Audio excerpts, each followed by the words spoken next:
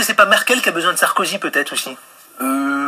Je pense pas. Je pense que là, c'est quand même le modèle de l'Allemagne qui est affiché partout comme étant une solution miracle. Bon, c'est évidemment fallacieux parce qu'il y a beaucoup de précarité en Allemagne aussi.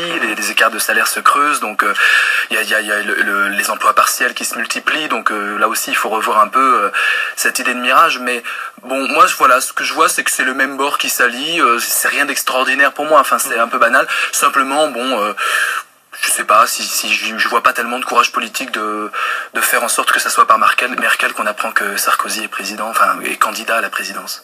Jonas Haddad, est-ce que tu partages le point de vue de Vincent Cespedes, philosophe, ou pas du tout? Est-ce que on peut dire que Merkel vient sauver le soldat Sarkozy? Alors je partage sur le point de dire que effectivement c'est pas exceptionnel puisque ça fait maintenant plus de 2 ans depuis que la crise financière s'est vraiment intensifiée, que Merkel et Sarkozy sont ensemble. D'ailleurs, on l'a souligné tout à l'heure, Sarkozy a vraiment pris les rênes de l'Union européenne depuis le début de cette crise financière. Donc au final, qu'elle dise qu'elle le soutient quoi qu'il arrive, c'est pas forcément relatif à sa candidature, c'est aussi relatif à tout ce qu'il est en train de faire. Le nombre de sommets européens qui se sont enchaînés pour permettre justement d'éviter le collapse de tout le système financier et monétaire européen fait qu'en réalité, Merkel ne donne qu'un soutien qui est dans la continuité. Et concernant la candidature de Nicolas Sarkozy, là j'ai un point de désaccord, puisqu'en réalité ce qui se passe, c'est que quand Madame Merkel dit qu'elle va le soutenir, Nicolas Sarkozy, et notamment s'il se présente, il faut quand même bien dire à nos auditeurs que la différence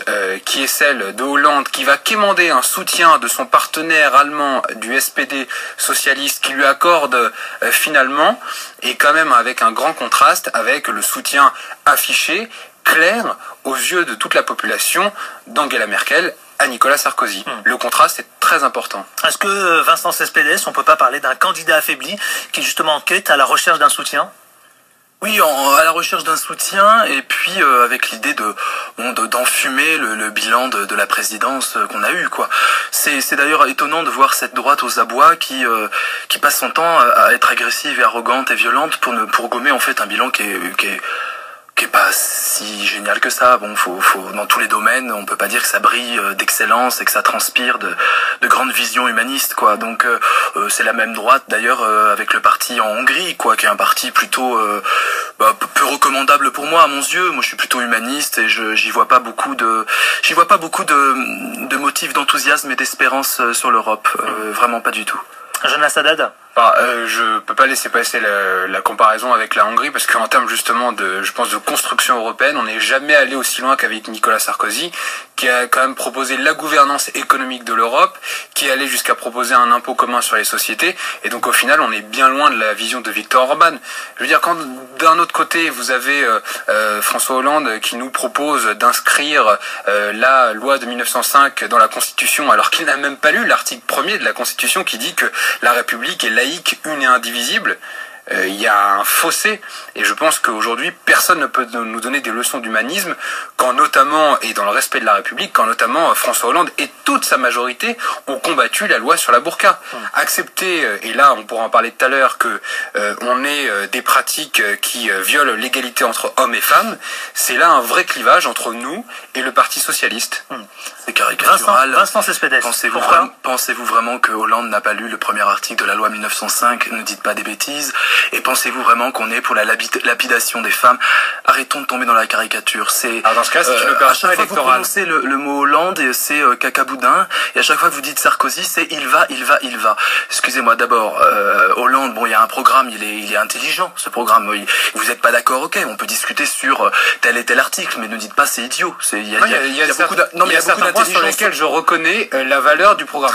Je prends l'exemple de la jeunesse. Oui, non mais la jeunesse, laissez-moi finir. Je veux dire, on a affaire à des intelligences qui se mettent en place. Allez messieurs, le second sujet qui a vraiment secoué la semaine, qui a vraiment marqué la semaine, et évidemment cela a provoqué une polémique au point où le gouvernement a quitté donc l'hémicycle, l'Assemblée, fait rarissime quand même au sein de l'hémicycle, au sein de l'Assemblée nationale bien sûr, avec cette polémique de Claude Guéant sur la civilisation, au point où Serge Letchimy, qui est le député donc de Martinique, a provoqué bien une vraie polémique au sein de l'Assemblée nationale.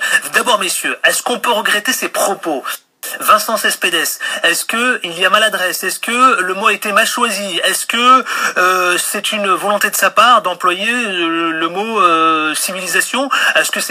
Peut-on parler d'un dérapage? Vincent Cespedes? Je pense que c'est un monsieur qui sait ce qu'il dit, donc je ne sais pas. Soit il n'a pas fait exprès et donc c'est regrettable. On demande à un ministre un certain niveau de compétences, y compris linguistique. Un régime politique, ce n'est pas une civilisation. Le voile, les prières dans les rues, on n'a pas affaire à de la civilisation. Il faut revoir ses classiques, les Lévi-Strauss et compagnie. Voilà.